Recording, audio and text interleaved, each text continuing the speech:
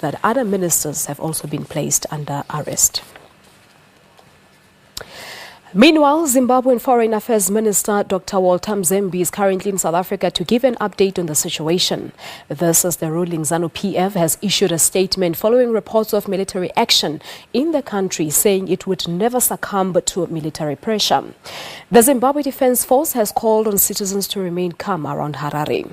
Both the US and the UK have also issued travel warnings to their citizens. Several armed personnel tanks were seen entering Harare, sparking rumors of a possible coup. In its statement yesterday, ZANU-PF described the behavior of the country's defense force chief, Constantino Chiwenga, as a treasonable act. Chiwenga accused the party of being infiltrated by counter-revolutionaries who wanted to destroy it.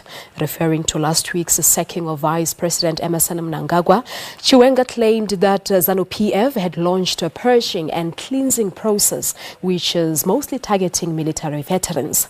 Mnangagwa's axing paved the way for the 93-year-old President Robert Mugabe's wife Grace to succeed him as a leader. According to ZANU-PF's National Secretary for Information and Publicity, Simon Moyo, Chiwenga's statement was a move to disturb peace and stability in Zimbabwe.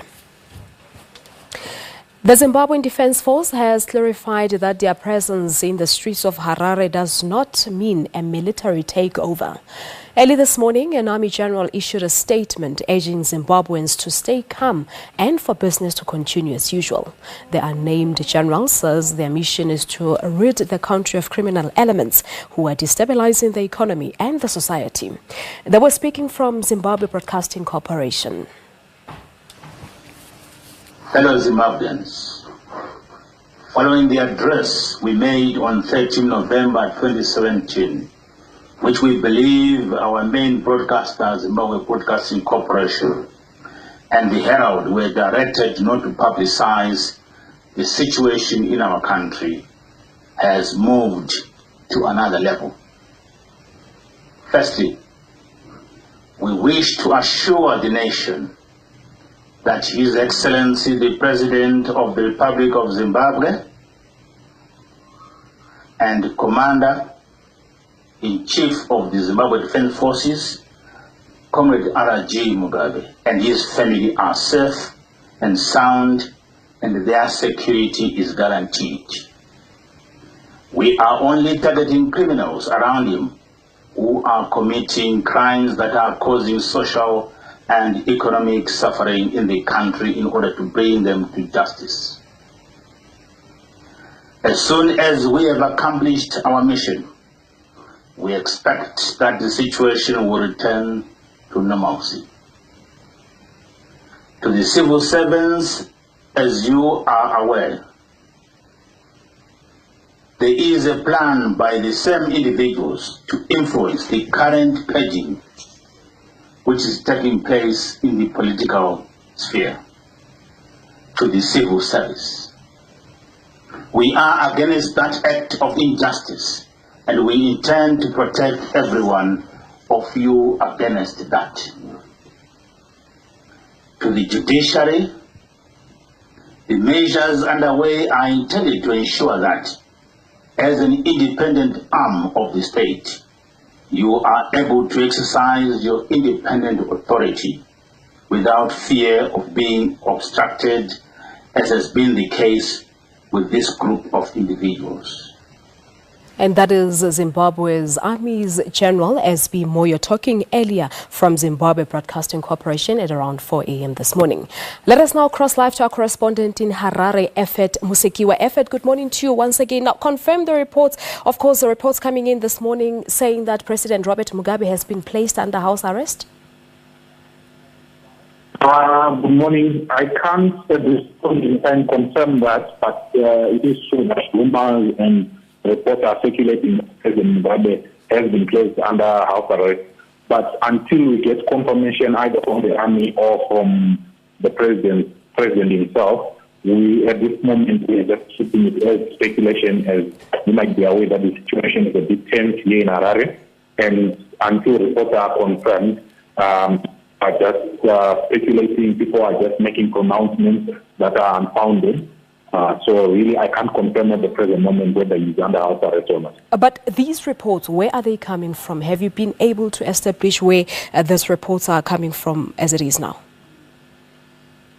Right now, it's mostly been social media, Twitter, Facebook, and WhatsApp, people tweeting, people making comments. But really on the ground, there is nothing official. The army is taking further than what they said up until this morning around 4 a.m. So really, up to this point, no official confirmation has been given, and we are just speculating. People are speculating as day progresses. Yeah, and we also spoke to you earlier here on Morning Live about the reports coming through that some of the cabinet ministers have been arrested.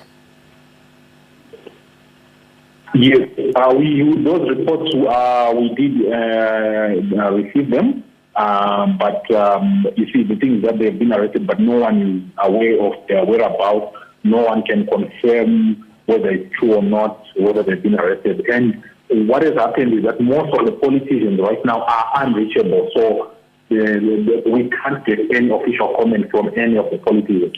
So really, it's very difficult to assess their whereabouts at the present moment.